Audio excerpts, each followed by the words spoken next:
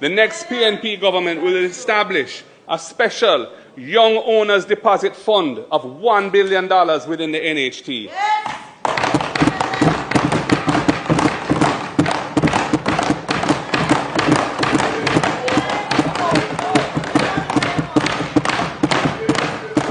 Using those NHT resources to enable young persons under 35 years of age to access $500,000 towards their deposit once they have been an NHT contributor for 2 years or more.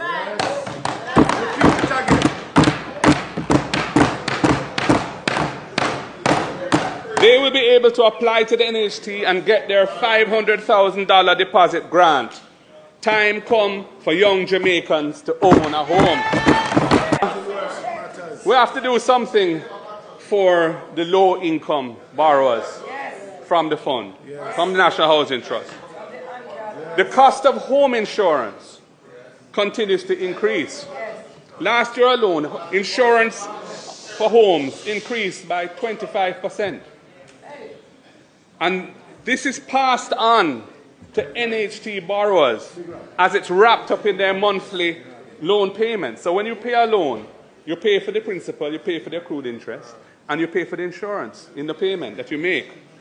This is particularly hard on NHT borrowers at the lowest band who earn $30,000 or less per month. They also need a break. Mr. Speaker, the next PNP government will help these low-income NHT borrowers by absorbing the cost of the insurance on their homes.